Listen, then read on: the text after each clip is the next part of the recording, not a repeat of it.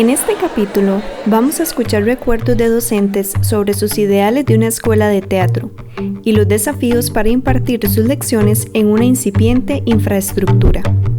Recordemos que la Escuela de Bellas Artes a la que pertenecíamos se ubicaba en el matadero municipal de San Pablo de Heredia y teatro, en particular, transitaba por locales comerciales de esta provincia, como el Club Sport Herediano y la Panadería Quequelandia. Escuchemos este relato desde la voz de Pilar Quirós, Juan Fernando Cerdas y Remberto Chávez.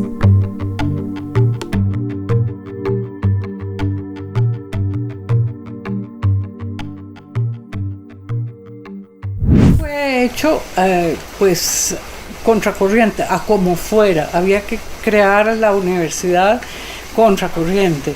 Entonces era toda una lucha, ¿no? Otra vez, don Pepe, la vida es lucha, ¿verdad? La vida es un constante ir y hacer y hacer y hacer como fuera. Los Atillos, que estuvieron mucho tiempo, ni siquiera eso era para nosotros. Nosotros no teníamos, las artes, no teníamos dónde estar. Entonces había que buscar dentro de Heredia o fuera de Heredia un lugar que nos acogiera. Un lugar donde había hacia el lado sur del parque.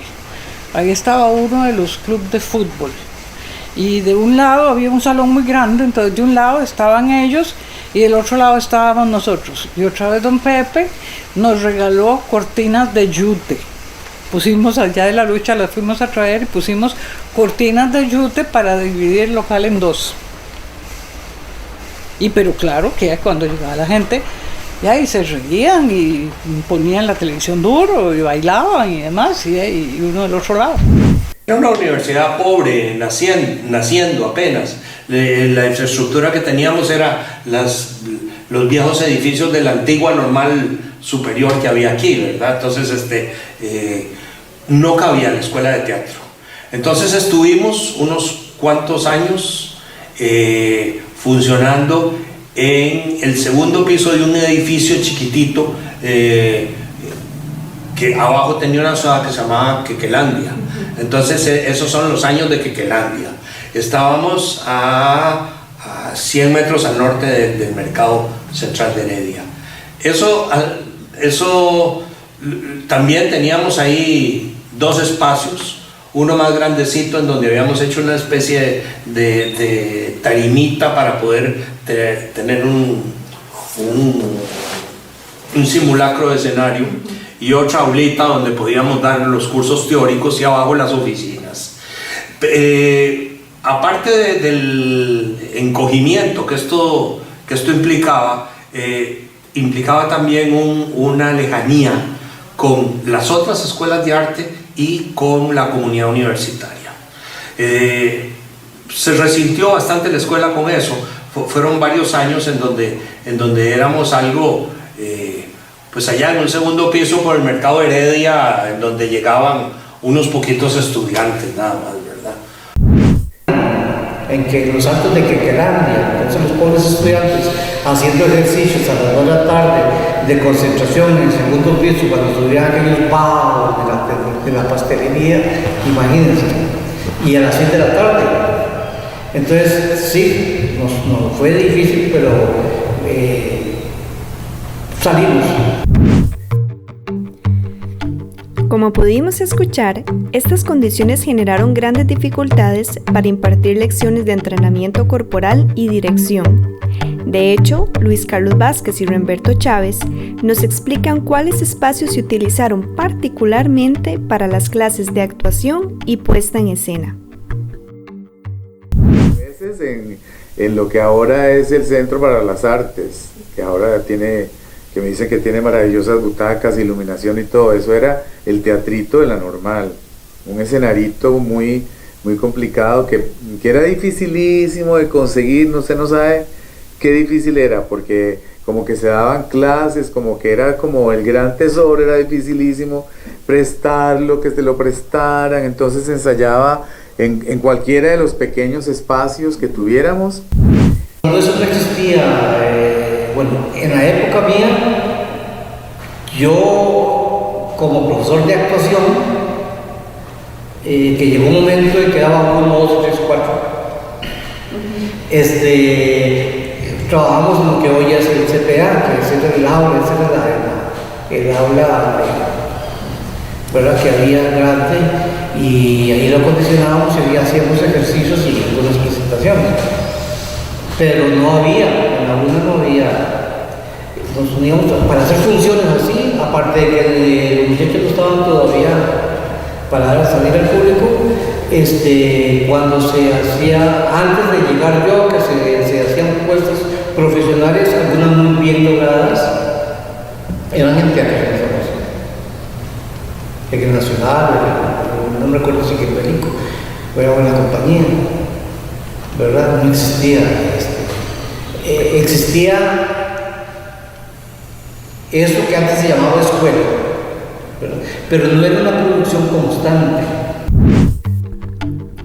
El teatro que hoy conocemos como Atahualpa del Chopo se inauguró hasta 1988. Con respecto a su nombre, es importante destacar que en las décadas de 1970 y 1980, nuestro país recibió personas exiliadas de las dictaduras suramericanas. De Uruguay, por ejemplo, llegaron integrantes del Galpón, una agrupación muy conocida por obras del repertorio brechtiano. A continuación, Luis Carlos Vázquez, Juan Fernando Cerdas y Luis Gerardo Bejarano nos explican por qué se seleccionó el nombre de este director. Grandes grupos de América Latina era el Galpón, o sea, era un ejemplo para todos a seguir, su gran importancia en Sudamérica, el trabajo de Atahualpa del Chopo, que era un tipo que trabajaba en un banco y salía a hacer teatro y trabajaba no sé cuántas horas en la noche para regresar temprano a trabajar en un banco, y lucharon hasta que se convirtieron en una institución muy importante en Sudamérica, y después vino toda esta parte política en que tuvieron que irse del Uruguay y empezar a hacer nómadas por diferentes países de América Latina, fueron a parar a México, de repente el rebote trajo a Atahualpa para acá, es decir, porque había como una gran solidaridad entre la gente de teatro.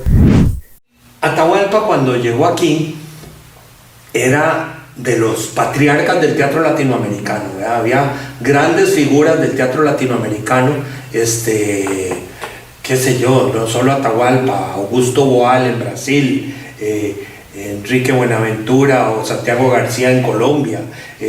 Había un montón de grandes figuras en el teatro latinoamericano. Y cuando cayó la democracia uruguaya, el golpe de los militares, se vino para acá el teatro del Galpón, y Atahualpa era de los directores del Galpón.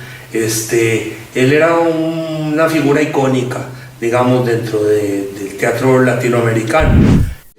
Que no solo lo tiene, sino que tiene mucha gente en América Latina y a nivel nacional, es que era un profesional de gran dominio de conocimiento teatral, de una gran preocupación Atahualpa del Chopo por el teatro y política, el teatro, política y sociedad.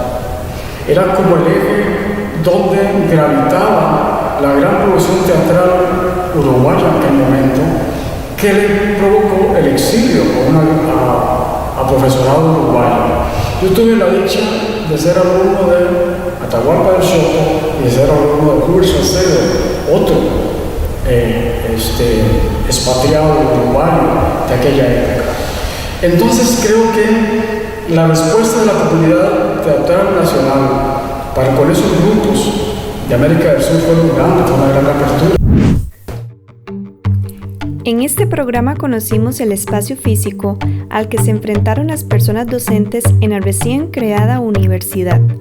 Una universidad que tomaba la infraestructura de la antigua escuela normal y distribuía sus escuelas en locales comerciales del centro de Heredia. También conocimos el nombre con el que se designó el teatro, que en el fondo mostraba la influencia del exilio suramericano. Para seguir conociendo nuestros orígenes, En el último capítulo explicaremos los nombres con los que fue conocida la escuela y las aspiraciones artístico-académicas detrás de estos.